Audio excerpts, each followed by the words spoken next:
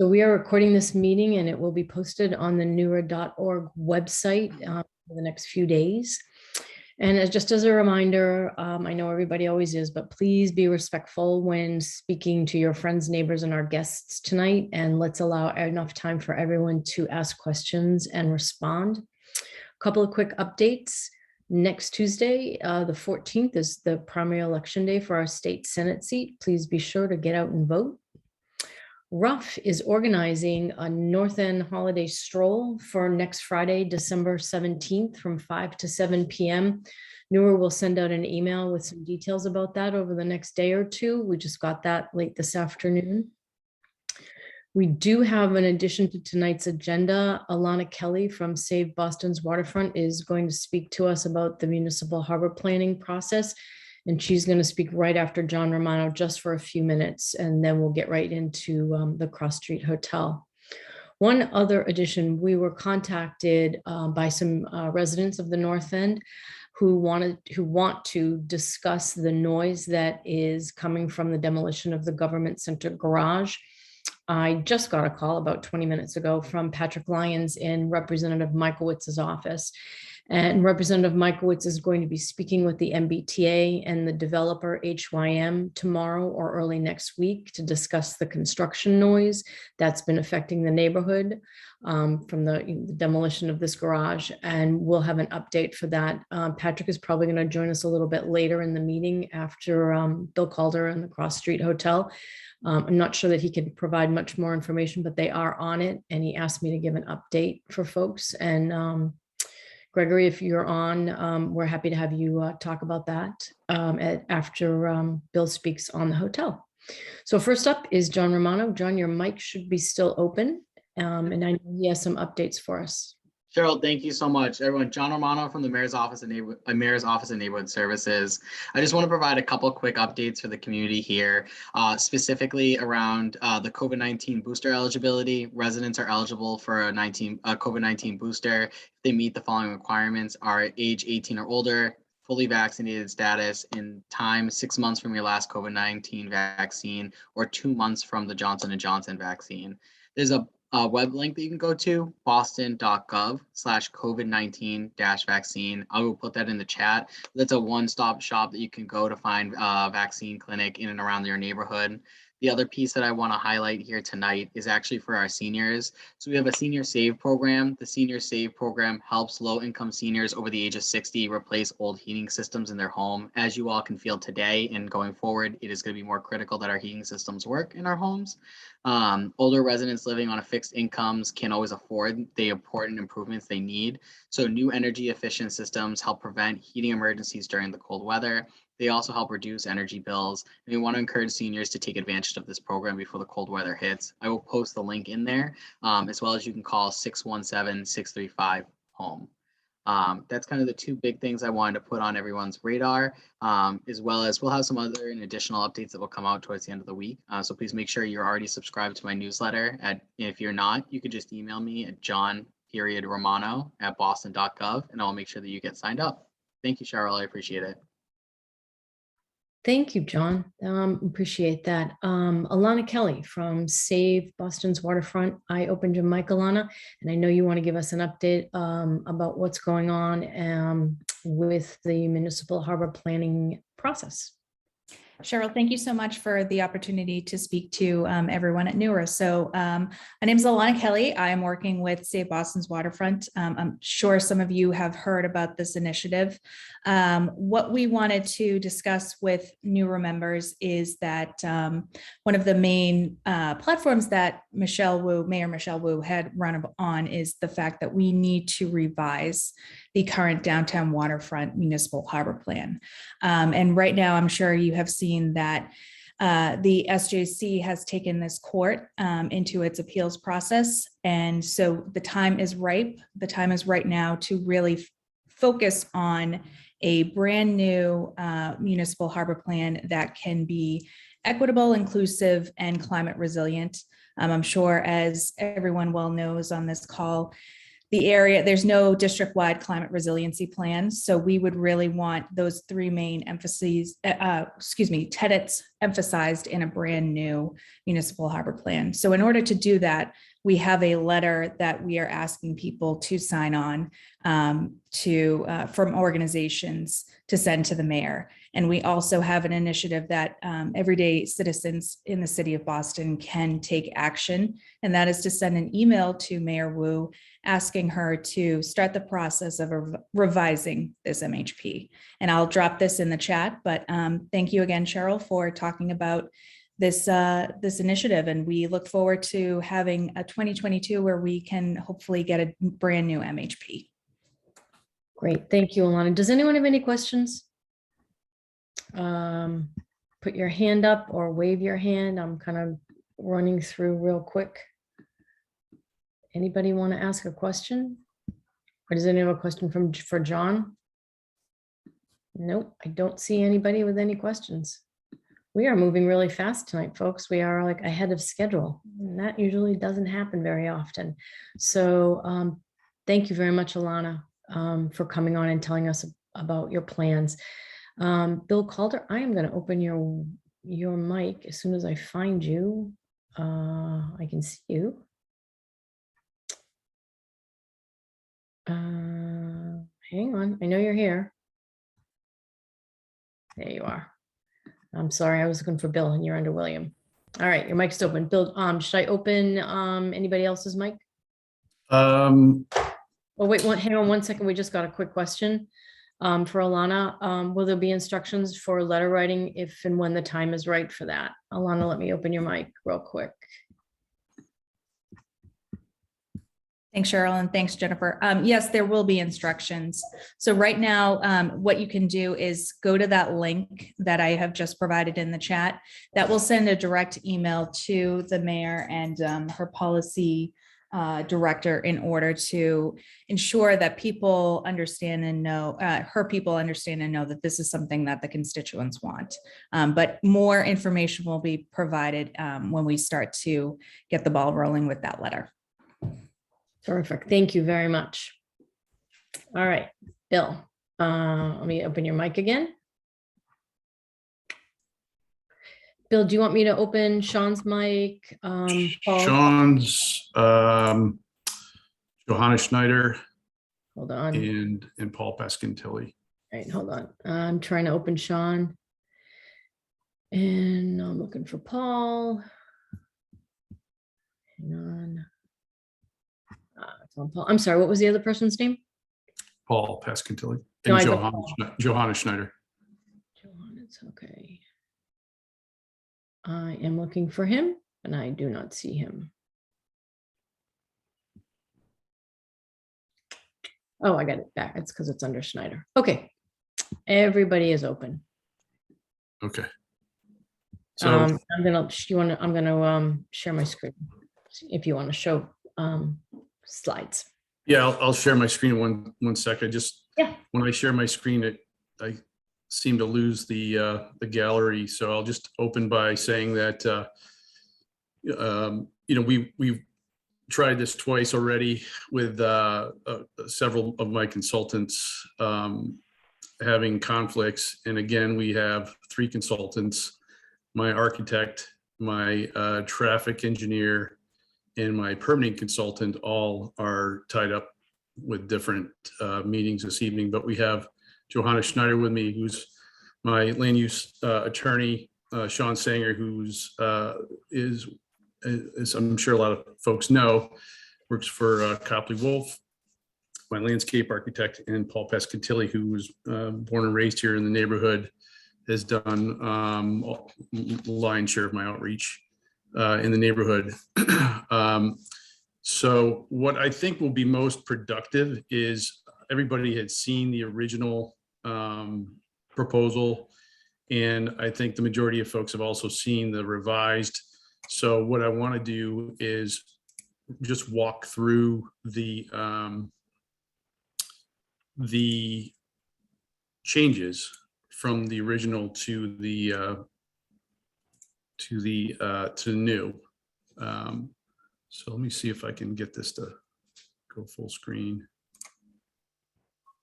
Can everybody see that? Yes, that's better. You got rid of the stuff on the side. Perfect. Okay.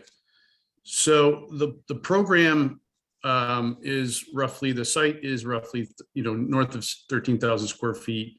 Gross floor area of the building is just north of 80,000 square feet.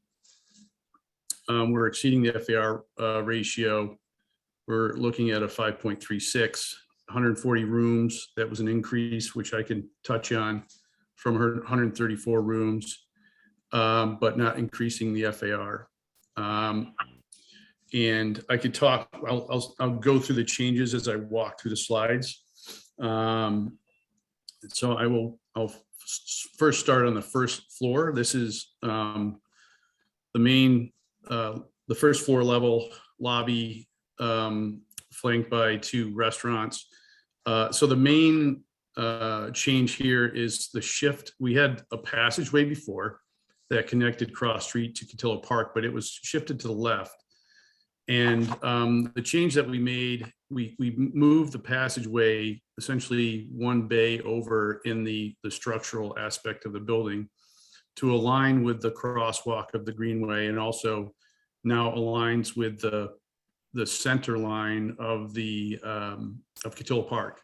So you would be able to see, if you were standing over the Greenway, straight through the passageway, looking into Cotillo Park, and you could you'd be able to walk through here from a pedestrian standpoint, straight through the park, through the passageway into the Greenway.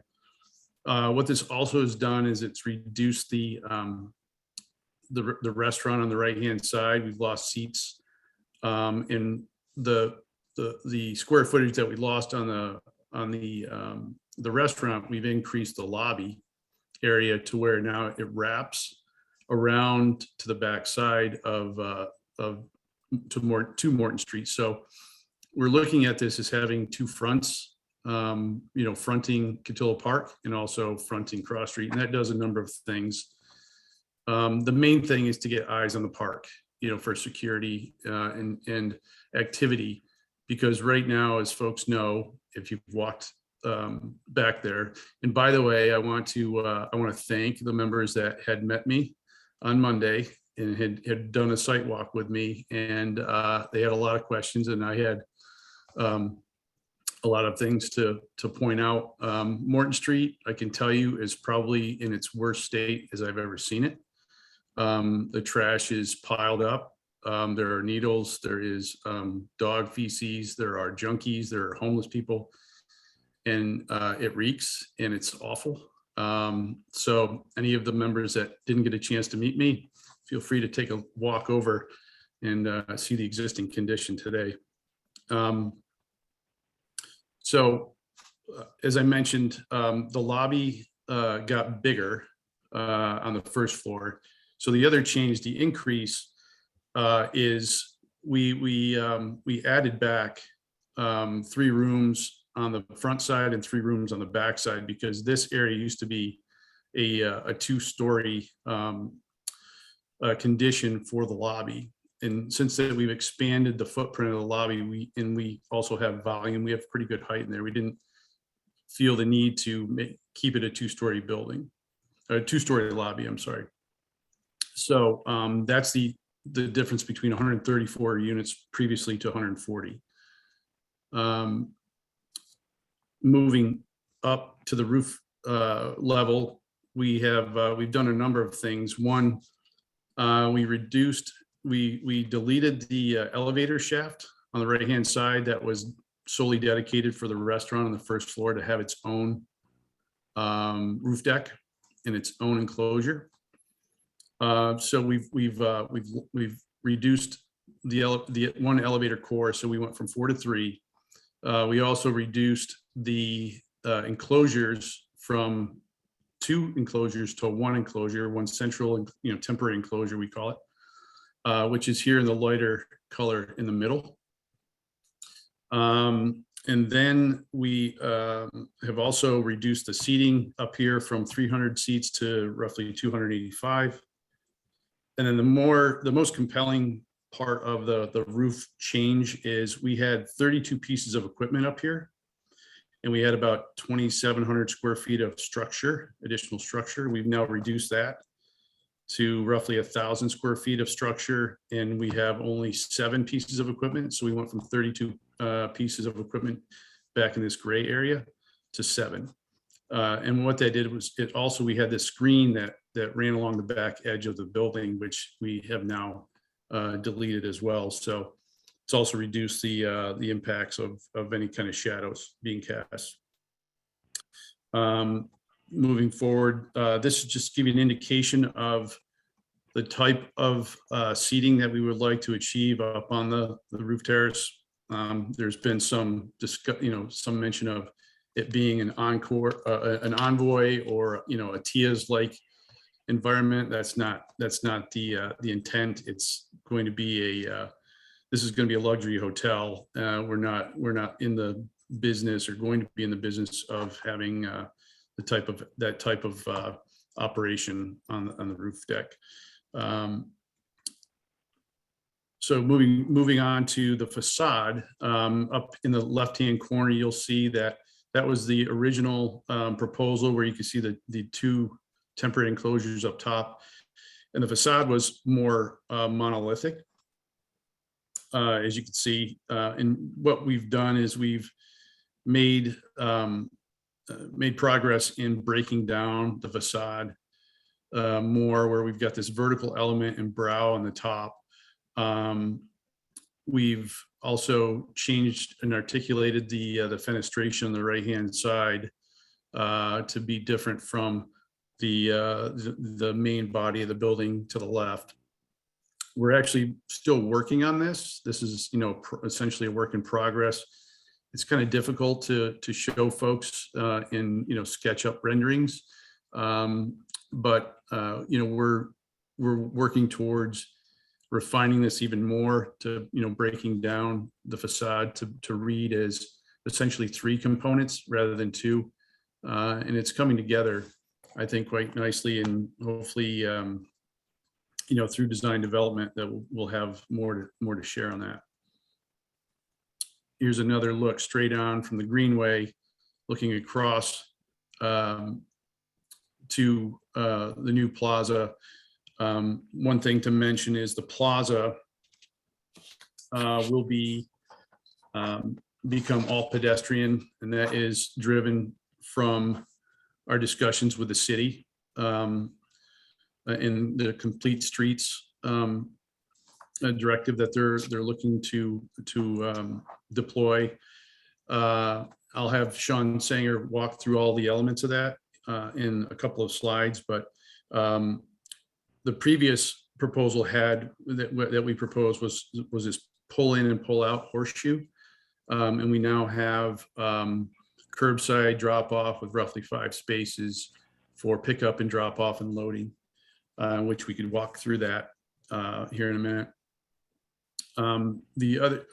Here's a close up of the lobby on the left and the restaurant on the right, and now you can see that we have clear glass protruding through this first level, so you can see the light on the backside as well as the in front, and it will help pull people and gravitate people to not only the passageway but the lobby, and this vertical element will help define a wayfinding point for folks to go to when they arrive at the hotel.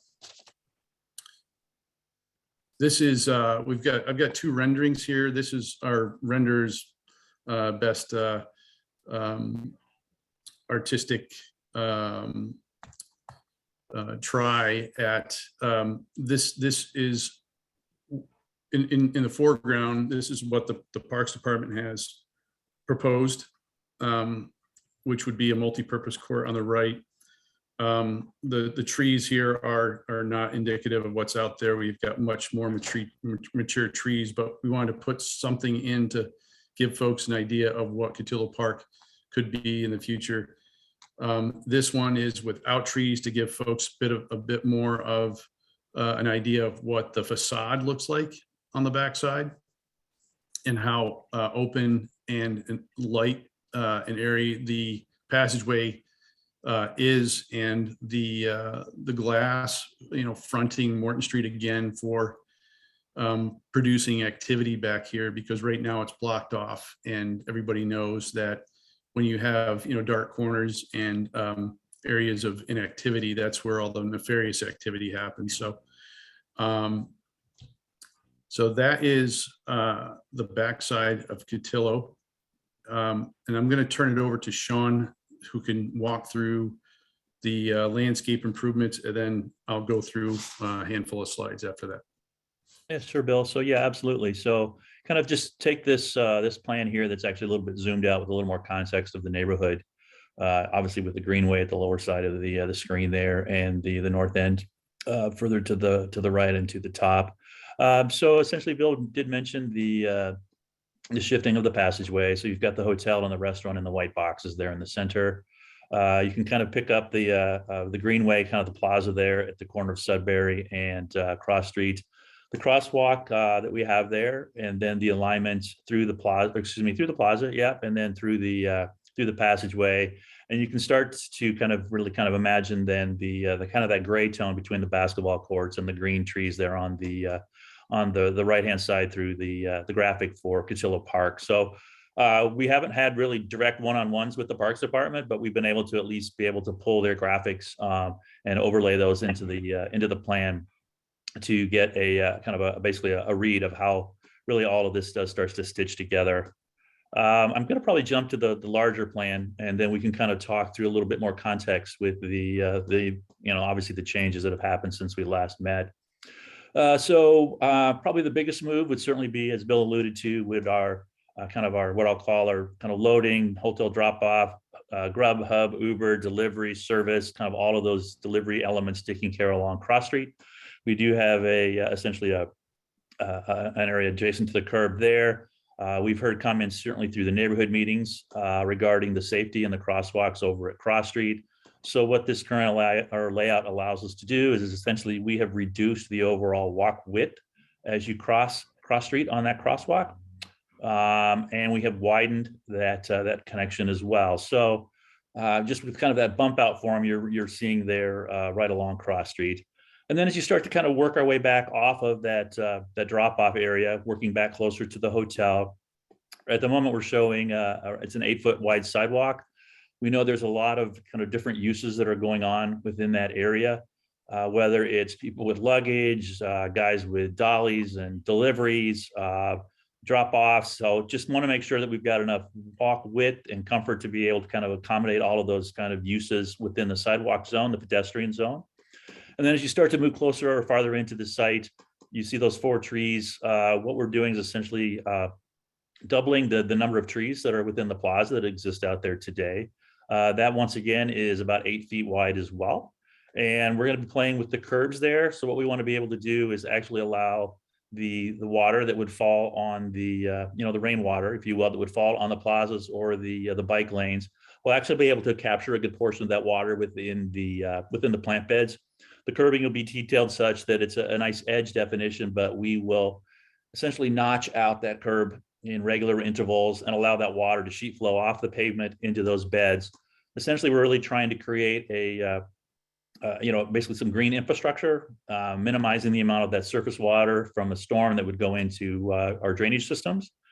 Once again, using that water as well for the overall tree and the tree health, promoting that. What we're really looking to do is to get a tree canopy out along the edge to start to mimic what is on the opposite side of the street along the greenway. We want the trees to do a lot more than just purely what I'll call kind of survive, but we actually want them to grow, to thrive, and to give us that scale, that canopy, that overhead shade that is definitely needed within the space. So once again, really trying to create a really healthy environment for those trees to perform over time. And then as we move from that kind of that next layer of that light gray tone is the divided, nope, I'm sorry, if you can go back, thank you. I've got our bike lane, and then that is protected obviously from the sidewalk. And then we along the curb, and then we have a very clean and simple concrete sidewalk that's really kind of that edge. And then we get into the larger plaza. Another piece that we heard from the neighborhood in earlier meetings was the concern regarding the Endicott Street corner. So through the design evolution, we've actually pulled the building back. We've heard that it was a concern there, kind of with sight lines and visibility. We all know that's a tight corner with street lights. There's fire pole boxes, a variety of kind of utility elements. There's a street light over there. So pulling that back, creating an accessible route, but also a much safer route from mostly the sidewalk width, but also with the materiality on the building with a lot of glass, so that even though the building will be on that edge, you'll be able to see through that corner, likewise, and keeping that a very safe and a comfortable corner. As I mentioned, we've almost doubled the number of trees on the plaza, looking for that shade and that kind of comfort. We probably have also in the neighborhood of about 5 times the amount of green space than exists out there today between the areas underneath the 4 trees. We have the additional tree seating elements within the plaza itself with those circles, and then certainly a larger green area that would be in front of the hotel lobby area closer to Cross Street. Once again, trying to get as much green as possible within the plaza space itself. We did talk about the passageway. In the earlier plans, we had that more of a kind of a solid wall with LEDs on the lobby side, as Bill mentioned. That now is very glassy and very open. We also seeing that being very well illuminated, creating a really safe and inviting and a pedestrian, a people-friendly space to be able to walk through there. We can certainly see the passageway here creating new opportunities and new connections into the neighborhood. Certainly North Margin, this would give people walking down those streets additional ways to get back into downtown, as opposed to purely just Salem or on Endicott. So just kind of thinking about how those pedestrian routes and circulation all tie back into the neighborhood. One of the other things I wanted to mention is the kind of that gray area in the center by Cotillo Park. What we're envisioning this being would be essentially an elevated, and when I use the word elevated, essentially we're reducing the curb height and creating a level flush condition from the passageway over Morton Street into the park, so that essentially the curbing on both sides of Morton would disappear. It would be a flush condition, once again, very, very friendly and open to pedestrians, certainly with all types of mobilities, but also with families with wagons or strollers or kind of any other devices like that, just making that a much easier kind of flowing circulation route back and forth through that space. We also envision then doing some cleanup along that edge as well. As you get closer to the Salem Street side, you're seeing that 7-foot dimension. We're essentially looking to reset the granite curbing there, creating a much more flush, or not flush, I said, but a connected condition with new sidewalks on the building sides and new asphalt at the street level. And then as you go towards the left-hand side of the Morton Street, getting resurfacing that as well. There's definitely obvious drainage issues within Morton Street that exist today. Looking to clean that up, being able to get a much smoother, more accessible surface through there, and cleaning that up substantially. Likewise, we've heard through the community that obviously, and observations of our own, to be honest, there are existing kind of grease barrels and trash bins that are sitting out along there. And I do want to point out that those are not ours. They are there, and it is a concern for us as well. So we want to be able to work with the abutters and certainly with the Friends group at Cotillo Park and ourselves to be able to kind of resolve those issues, whether that is those being removed entirely, whether those are relocated within a screened component that we do have some potential areas potentially along our side of the street that would be behind a closed and screened, so that would not be visible. We don't have an answer for that yet, but certainly want to be a part of that discussion and getting that to resolve to clean that up for the better of really the entire area. Once again, these are all kind of proposed ideas. All of this would need to be reviewed with the PIC group with the city to see if that's doable. We've had some initial discussions and can want to continue to have those conversations. And one other thing I should mention regarding the materiality of that raised connection with Cotillo Park, we would love to have ongoing conversations with the park departments as well, because what we'd like to do is to be able to have the paving materials from Cotillo Park come towards the hotel. We prefer not to take the paving and the texture from the hotel and going towards the park. It really wants to feel as though this space, which is kind of a shared street, if you will, we realize there are deliveries and vehicles that do cut through here. But we want to make sure that it's really a part of the park coming towards the hotel so that it feels like it's really an extension of the park within the overall concept. I think, Phil, that gets us kind of, we can go to the next slide, which is really some of the images. So we're very familiar with the pavers, the 2 different colors. We're proposing to continue to use those because really the plaza on this side of Salem Street has a sister plaza on the opposite side between Salem and Hanover, and it's important for the continuity there. I want to remind everybody that this is a piece of property that is currently owned by the Mass DOT. Will eventually be turned over to the City of Boston. This is not a piece of property that we own or control. As Bill mentioned, we've been working very closely with the BPDA on their vision for the plaza. The plant or the images to the center and upper right starts to speak about some of the green and the character. We want to be able to make sure that those green beds that we have within the space will speak to color, fragrance, texture. We'd love to be able to kind of build upon the pollinator garden aspects that the Greenway has. Once again, kind of tie this side of the street so that it feels as though it's really an extension of the Greenway on the opposite side. And then we're showing a variety of seating elements, whether those are permanent, movable, flexible, seat walls. We would love to continue the conversation with the community to be able to talk about interpretive ideas. Obviously, I've worked with the group as a part of the North End Parks, so we know that the community and the people stories have been told. We've talked about the businesses stories have been told. But I think that once again, there's some great stories and a layer of interpretation that we want to be able to fold into the design as we continue to move forward and work with the neighborhood on what that story really wants to be and just make that a richer space that can be certainly enjoyed at kind of different levels of kind of observation on those meetings or times when you're in the park.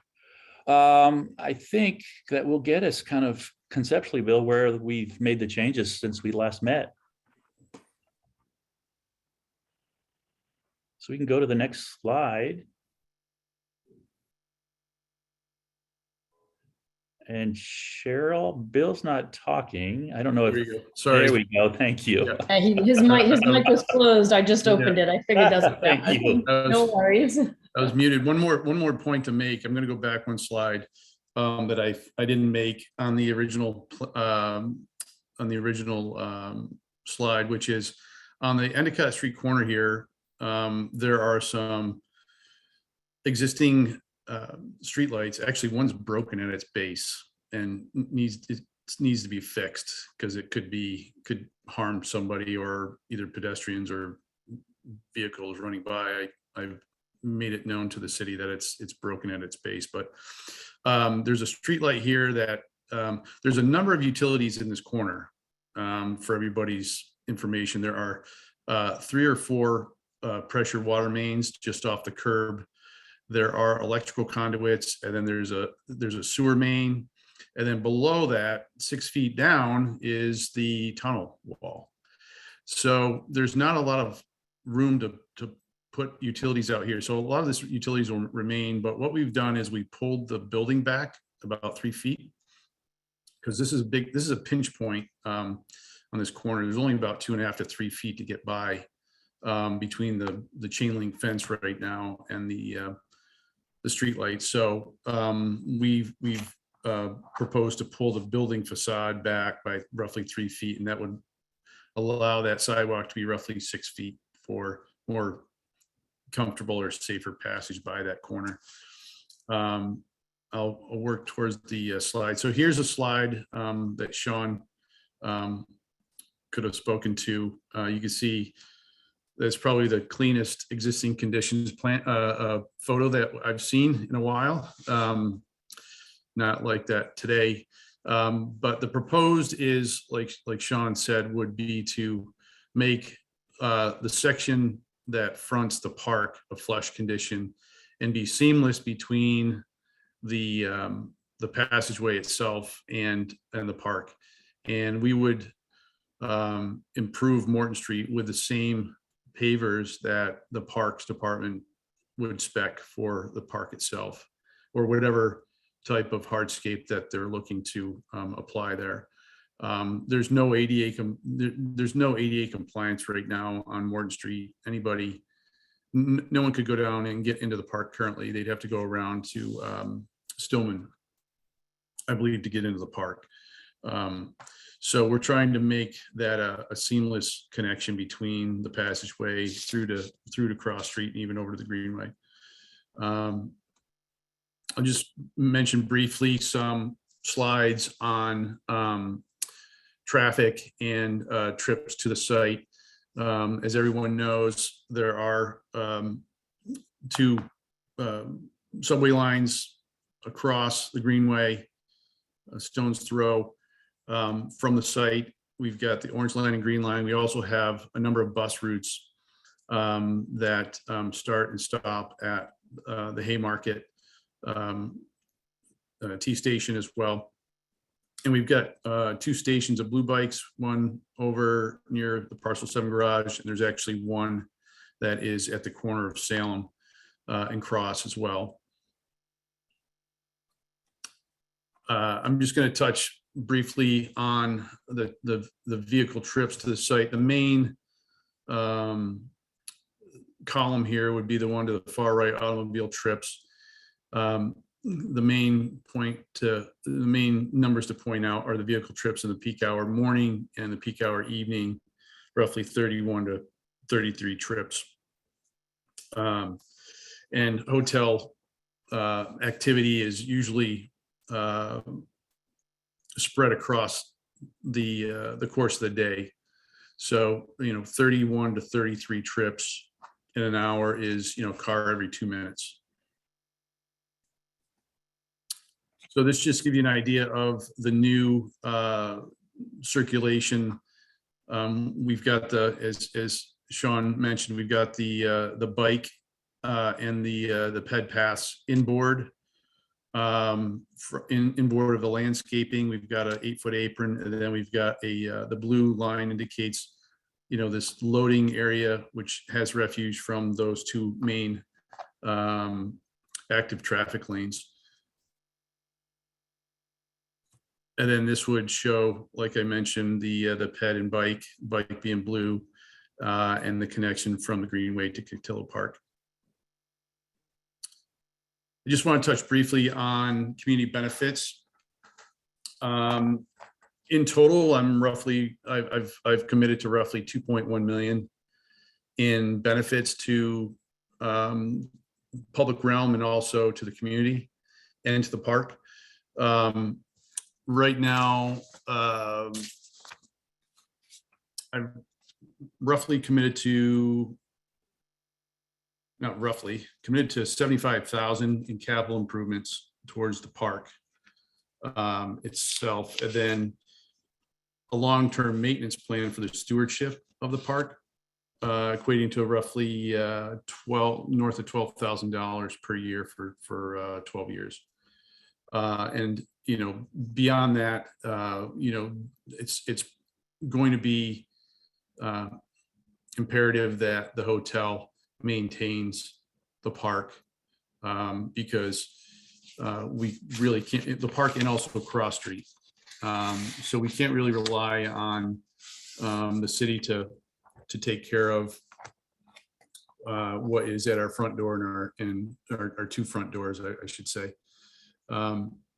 So I can get into detail a little bit more about the contributions, but we're talking about contributions to improving Cross Street, installing a groundwater recharge system, obviously the tabling of Morton Street, capital contribution to the park, utilities relocations, and additional conduit for the city.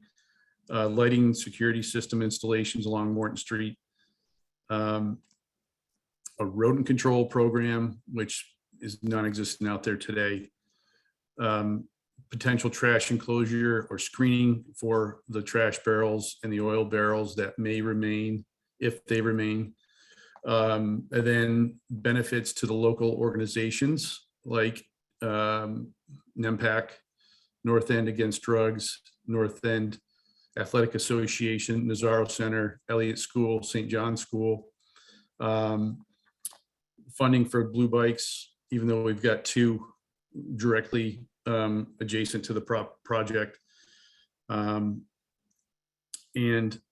essentially providing event space gratis to the organizations that I just named for fundraisers for those entities. So we've done quite a bit. Let's see if I can go to we've offered, quite a an extensive list of benefits. And obviously the job creation and the tax benefit as well to the city is important. And, we hope that folks can see that what's there today is in serious need of improvement. And the key to this project, as compared to a as of right project, for instance, is the ability to provide for this passageway through the park, through to the park, and make the connection an active connection to make the park safe. That seems to be the resounding theme that I hear from people all the time, is that park has to get fixed. And we know that the city is going to be providing roughly $1.3 million in improvements. But you can improve the park, and if you have the same condition out there with the buildings the way they are, you're going to have a nice park with the same activity that's there today. So that's it for our presentation. I'll Thank you. turn it back to Cheryl for questions. Let's see, I'm sure there folks have questions. Let's start with the butters. I'll open your mic. I'm just looking if anyone puts their hand up. If anybody's putting their hand up on the screen. Does anyone have any questions?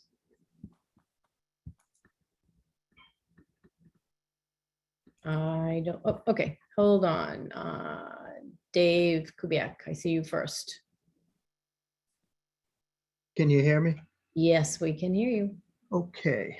I think it's critically important that NEWRA respond to this presentation tonight in an official way in writing. And my suggestion is that we resend and maybe distribute even wider the NEWRA letter of opposition of October 15.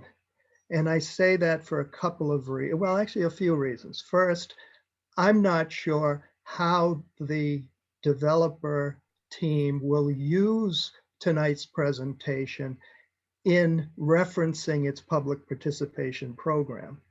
I think we need to complete that public participation tonight with an official response. Second, this presentation is identical to the plans that were presented in September in the supplemental information report that our October 15 letter of opposition responded to. Nothing has changed, and therefore none of the concerns raised in the NEWRA letter, none of the impacts that were identified in the NEWRA letter have been addressed. They've been ignored. And the third reason is that we have a change in the city administration. Not only do we have a new mayor, but we also have a different city council at this point. And so I'm recommending that NEWRA resend the letter, identifying the presentation tonight, identifying what I just spoke of, and sending the letter once again. Okay, we can take a vote on that or not, but I'd like to let Mary Beth Sweeney ask her question. She has her hand up and we'll get right back to that, Dave, okay? I second Dave's proposal, absolutely, and fully stand behind his points. I was going to bring up Mayor Wu in terms of, I know she had written a letter of opposition, and I'm curious, curious to hear from the developers end if they've heard any word on the public comments. We have been waiting for those to be released because I have been waiting to see Mayor Wu's letter. So curious on that. And then also just wanted to hear the status of the Pache sale, if that has gone through and if there's been any changes in general to the property itself. Oh, Bill, let me open your mic. Hold on. Actually, your mic still may be open. Oh, there you go. Okay, So I'll take the last one first. Look, the agreement with Apaches is confidential. So I'm not at liberty to discuss anything about the agreement. Regarding whether I've seen anything from the mayor, I have not. She obviously is a very busy person right now. I'm not sure if this is on the top of her list or not, but I was unaware that there was a letter of opposition out there, so I'd be interested to seeing it myself. She said it, she made it very clear at the last NEWRA meeting that she was on.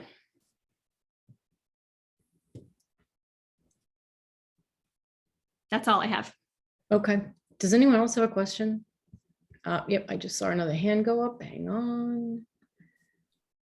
Eileen and Richard, your mic is open. We missed the meeting. I guess it was in October. We were away. What were the main issues in opposition that have not been addressed in this presentation? Who would like to take that question? Mary Beth or Dave?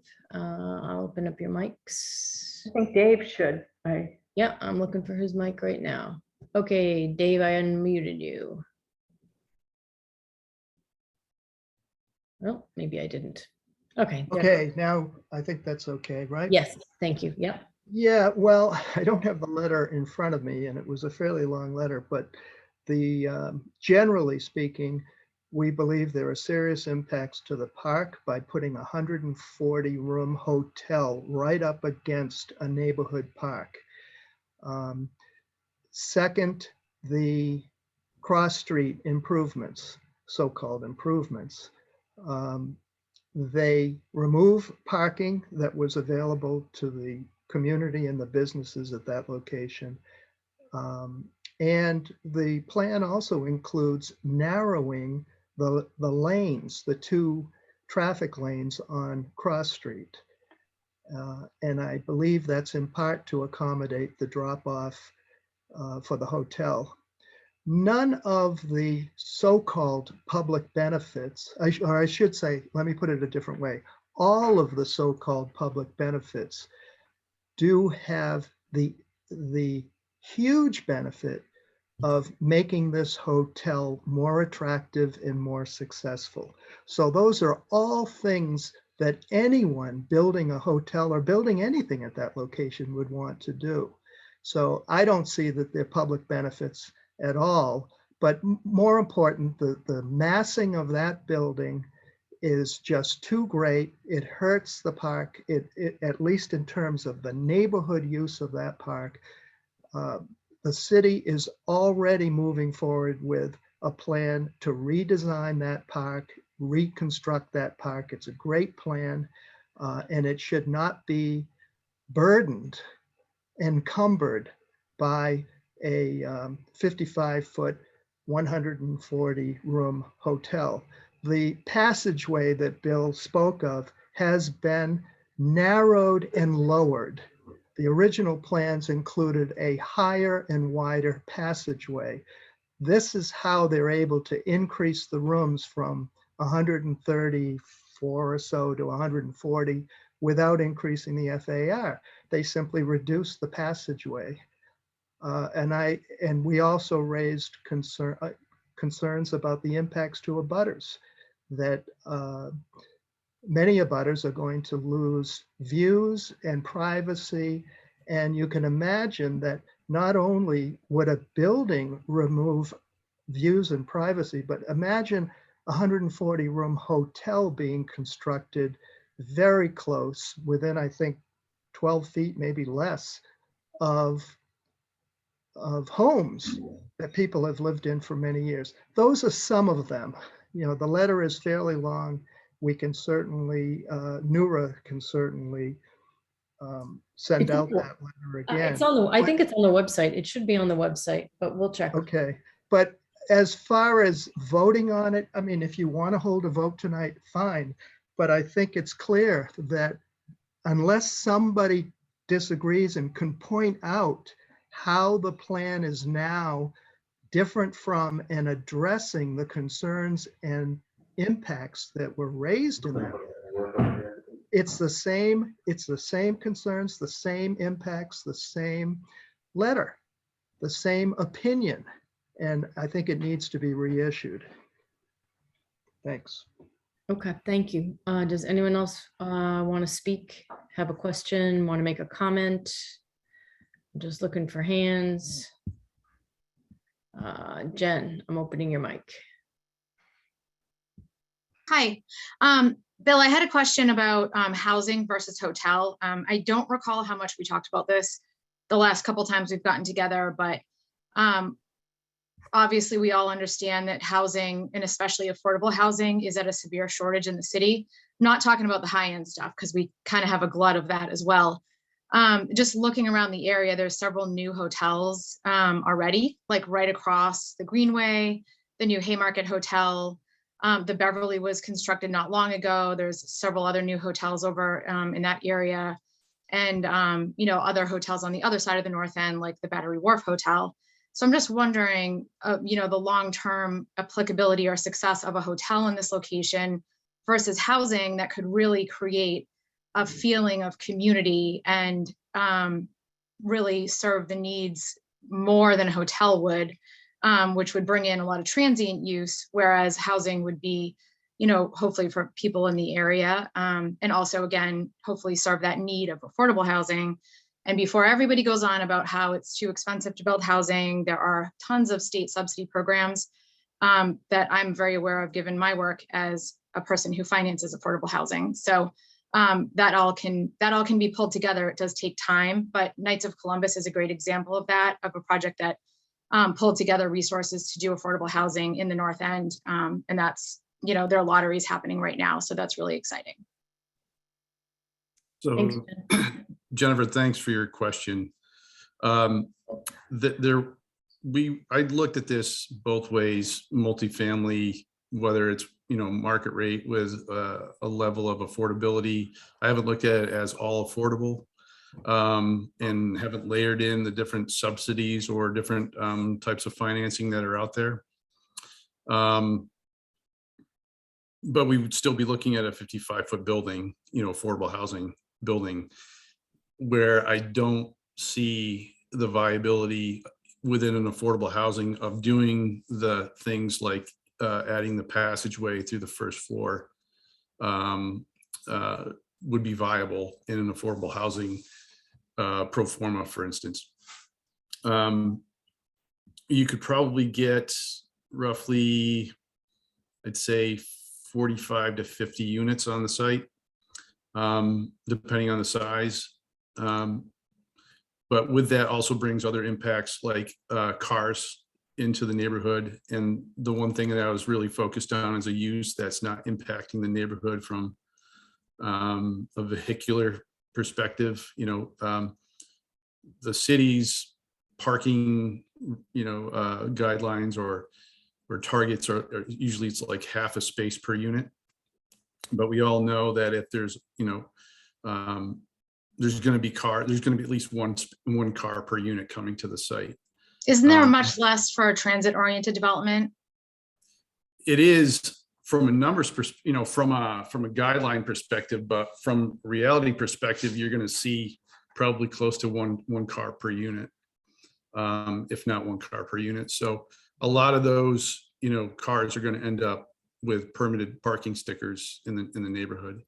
And so I thought, I do a multifamily as well. Majority of the development I've done has been multifamily in the past. But I also think that this particular site, being a commercial site facing the Greenway, lends itself to being a more active public realm use, like a hotel versus, I don't know if you know, the Boulevard, which is a building down on the Greenway across from, I think it's Harbor Towers roughly. What happens at the street level is there's retail there, but above is really just for those unit owners. And here with a hotel use, people from the neighborhood can, use it. People that live in the neighborhood can refer their guests to this hotel because most of us live in small quarters and likely, will recommend people to live or to stay close by. We don't really have a neighborhood hotel either. We've got Battery Wharf, we've got Long Wharf, we've got the Canopy, but none of those hotels are really, focused on the north end. So that was my whole focus from the beginning, is to make this a community sort of driven hotel, and to sort of emphasize the use and giving back to the neighborhood. I don't think a multifamily housing project would do that. If you maintain that it has to be a hotel, can it be smaller? Height wise and room key count? So from a hotel perspective, the sweet spot is like 150 rooms to 200 rooms, because of all the fixed costs that are, that come along with the hotel, your overhead, staffing, 140 units, 140 rooms, 135 rooms, you're kind of right there at the cusp of it being a very, a viable hotel. This will be an independent flag. It won't be a chain, along the lines of trying to make this more of a, north end hotel. Obviously, I'm going to give preference to the restaurateurs in the neighborhood that want to potentially expand into the hotel, depending on if they're qualified to take on food and beverage services in a hotel, in the restaurants in the hotel. So it's going to be focused as an Italian inspired hotel as well. So hopefully that answers your questions. For now, thanks. Okay. I'm going to open your mic, Dave. Let's make a decision what we're going to do here. I don't know if we need a vote, if we just want to reissue the letter. Your mic's open, Dave. Yeah, well, as I said, if there's anyone that feels that things have changed now, that our concerns and the impacts we identified in that letter are no longer pertinent, fine, but I see no change whatsoever from the concerns that we raised in that letter. And I think they've all been ignored. By the way, based on what Jen asked, I did remember one other thing, and I'll state what I stated back in October. And that is that when we had a mayoral race, and I think there were approximately 6 major candidates, every one of those 6 major mayoral candidates raised the issue of housing, that we lack sufficient housing in the city of Boston. Not one of them said that we need more hotel rooms. I have nothing else to add. Well, shall we vote? Or do we just reissue? I need somebody to make a motion. Okay, I'm just looking at Jennifer. I agree and don't think the alterations that have been made really change the assessment in the letter. Important for the new administration of a fresh copy of the letter. Okay, so we've heard from you folks, so we will reissue. Thank you very much. Thank you, Bill. Thank you, Sean. We appreciate you coming in tonight and showing us your plans. This is the last final call for anybody about anyone who has a question, and I don't see any. So, okay, thank you very much. Thank you. Okay, thank you, Ellen and John. I see your note in the chat. We will reissue the letter. Greg, I am looking for you. I'm going to unmute your microphone, Gregory Held. I don't know if you were on at the beginning of the call when I said that I spoke with Patrick Lyons, who told me that Representative Michaelwitz is planning to meet with the developer or speak with the developer and the MBTA either tomorrow or very early next week to talk about the noise that's happening with the construction or the demolition of the the government center garage. Yeah, I did hear that, and I appreciate that. I'll just make a couple remarks. And so Patrick's on the line too, so you can speak, and then he can speak. So a number of us who are here on this corner in the neighborhood were on a call with BPDA last night, and Tom O'Neill from HYM was on the call, and he was explaining the project, and I thought that might be useful for the other NEWRA members to understand. Right now, and my neighbors probably can speak more passionately about this, but right now they need to take down the garage, and they can't get a letter of occupancy for the tower that State Street Bank is going into until the garage is removed. HYM indicates that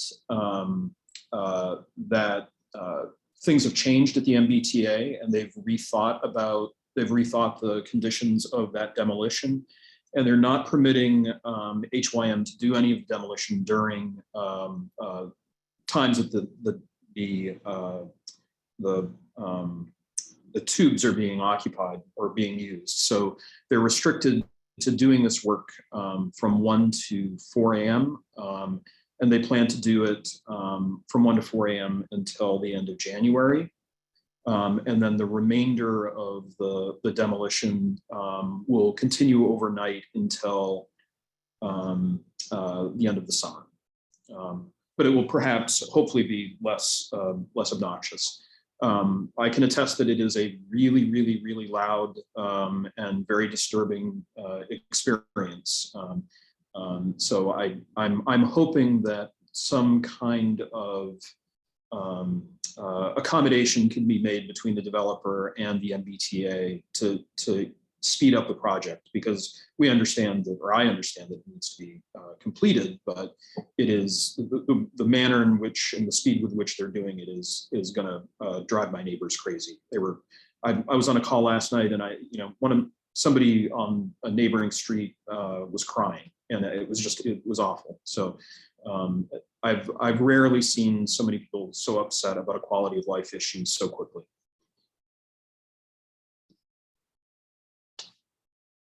And others may have more to add, but I just wanted NEWRA to know that this was a really, really serious thing. Yeah, I heard from some other people today too. So it seems like it just happened. We weren't aware of it. So I'm glad you brought it to our attention. Hold on, I almost lost everybody here. Does anybody have a question? Does anybody else want to speak? I am just looking to see. Jen is asking a question, curious what areas are impacted. Can you tell us? All right, actually, let me open Patrick's mic. Patrick, you're open. Hi, Cheryl. How are you? Thank you. I'll just say from our end, we just started getting phone calls and emails regarding this.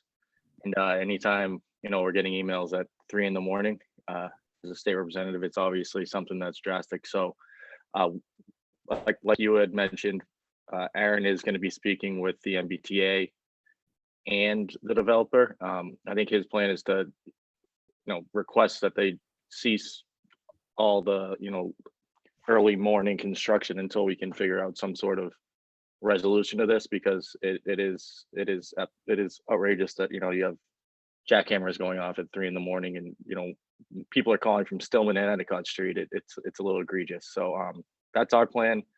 And hopefully, we can get to some sort of solution, whether that is maybe hosting a public meeting or something along those lines with the developer and the MBTA.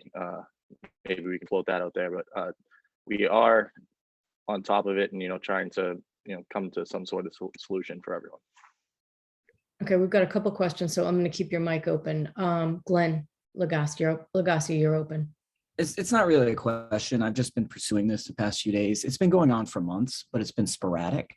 So back in November, I recorded outside. I posted the recording on Nextdoor of it's over 70 decibels, which I get. They probably have a special permit for that as well.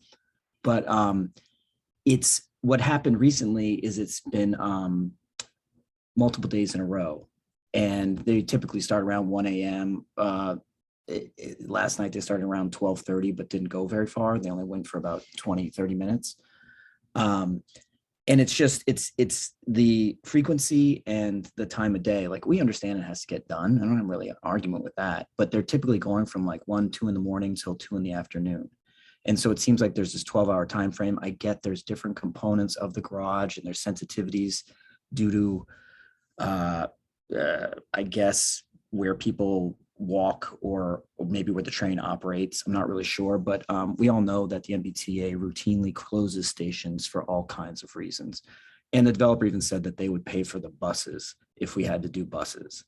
And there's an alternate entrance to the station as well. That's a lot better, in my opinion, than the Green Line entrance, where you still have access to everything. So I don't really understand what the problem is. But again, like, we're not arguing that the work has to be done. It's just the time frame. Like, it's maddening. Like, you can't escape it. I'm on the front side of the building. It's like, because it's the garage, it's like an echo chamber into our echo chamber by the garage on North Margin. So it just resonates in there, and you can't block it out with earplugs. I haven't had any success. Basically, like, I try to play music really loud and sleep through that, and it wakes me every time they start. And I can't imagine what Mary Beth's going through, because she's not getting the brunt of it. She's on the other side of the building, and it's just insanely loud. And people were arguing last night about the Big Dig. I was here for the Big Dig. It was nothing like this. The noise was nothing like this. And occasionally you get this level of noise when they're digging up the ramp to 93. I've gone outside to see what's up with that, but it's just maddening. I've talked to the construction guys. They've been nice, but they're just getting a paycheck. And I've gone to City Hall. I've gone to the State House. I've emailed and called a ton of people. It took a long time to figure out what the problem was, because inspectional services is useless. They issue the permit, but then they're hands off. The BRA, or whatever they're called now, is also useless. They approve the project. Now they're like, oh, we can't do anything. So I just wanted to echo that. Like, I've had the last couple of days off, and I've just been running around and bugging people and trying to figure out how to get to the bottom of this. And so we came to this conclusion. And we had the good fortune of having that meeting last night. So we did talk to the developer, but they're not in a position of wanting to come to a solution. They're just presenting that they have to get this done by such and such a date. But again, the ramp's going to be taken down by the end of January, hopefully, but they're going to continue to do this, from what I understood from the meeting, all hours of the night through the summer, because there's, I believe it was 700 pilings they have to cut out. So we'll go maybe from a jackhammer to a concrete saw. And I don't know, or they're going to shake them out. It was unclear exactly how they're going to remove those, but they were saying they're going to get 3 out a day. So it's many days after that. And so we just need to sleep is what it's coming down to. And it's severely affecting our quality of life. And, we have jobs and we have to function. I have to say, last night we had the good fortune of having good night's sleep, most of us, because they did stop by 1 o'clock. They started, like I said, around 12:20, and they were done by 1 o'clock. And maybe it's because of the meeting, I don't know. But so clearly they have the power to stop it, but they're just not choosing to. Meeting, maybe, that they knew people were going to be talking about. What's Right. that? Thank you. Yeah, that's all I got. Okay, Mary, your mic's open, and then John will open your mic. Okay, I just wanted to say, we can actually hear it on Snow Hill Street, which is kind of the other side of the neighborhood. And I also would like to just remark on the new schedule that's being proposed. It's like, how can we specifically come up with something that will ruin everybody's holidays? So, I think somebody needs to go back to the drawing board. Thank you, Mary. John, I'm opening your mic. And Mary Beth, I'll open yours next. John, you're up. Thanks, Cheryl. I just want to second everything that Glenn just described. And speaking to areas affected, so I actually live not so much in the North End proper, but on Causeway Street. And so we're, just on the other side of Causeway Street. It's a very noisy neighborhood, but we can really hear that throughout all hours of the night as well. So it's kind of to give you a sense of the radius at which this noise is kind kind of encompassing and bothering people. And that's pretty much what I wanted to say, is just that I think that it's impacting a very wide swath of our neighborhood in this part of downtown. And I don't think the current plan for continuing this through the summer is going to be tenable for, for residents' mental health. I think that I see that as being a very difficult thing for myself and a lot of other people. And I'm just highly concerned at this point that, I guess my confidence in the city at this point is very shaken in its ability to create kind of a reasonable place to live, in this part of the city. So yep, that's pretty much all I got. All right, thank you very much. Mary Beth, I'm going to open your mic. So of course, I second what everyone has said. And thank goodness for Glenn for doing a lot of legwork over the past couple of days. Because after 3 nights in a row, I had been hearing it for on and off, as Glenn had said, but it had been 3 nights in a row of really just barely any sleep. So as I was starting to call folks yesterday, I was really making it clear that this was an emergency for me. Like, I had to leave work early. I was praying for a good night's sleep last night, because it was just truly, like, I couldn't imagine going through a couple more days with 0 sleep. And really, right now in my job, I can't work from home. I have to go to work. I have to get up early. And it was from my phone calls to local politicians and whoever. Of course, it took just forever to try. I couldn't get through barely to anyone. MBTA didn't seem to go anywhere. The noise lines didn't go anywhere. People were passing the buck. So I just really was referring to it as, I can't wait an extra couple of days. I really need a solution ASAP. So my hope is that Aaron will have luck tomorrow. And what we had heard last night was that this was an MBTA issue. So I even tried to reach the general manager of the MBTA. That was impossible today, because he did share, the developer did share his name, and it's just impossible to seem to get in touch with the powers that be there to share the ramifications of their decision. So we'll see what happens tonight. But again, they made it very clear 1 to 4 a.m. But really, I know at 6 a.m. it's particularly bad too. So I really am going to hate to have to wait every night, not knowing what's in store for being able to sleep at all. So Thank you, Mary. Dave Kubiak, I opened your mic. Yes, hi. Can NEWRA invite both the BPDA or whoever at the city is responsible, along with the developer, to come into our next meeting to give us an update, identify the construction schedule, the construction plan, and impacts? Glenn Legassi mentioned that after taking down the garage, they're going to have to remove piles. But I assume they're also going to have to add new piles for the new buildings. And I recall when they were building the office tower that's almost complete, that there was a heck of a lot of noise from the pounding of piles at that location. So I think it would be good to have a construction update from them.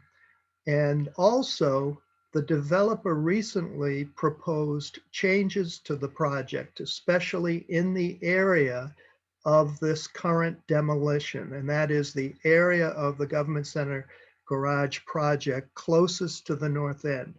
The BPDA never brought information about those changes to our community.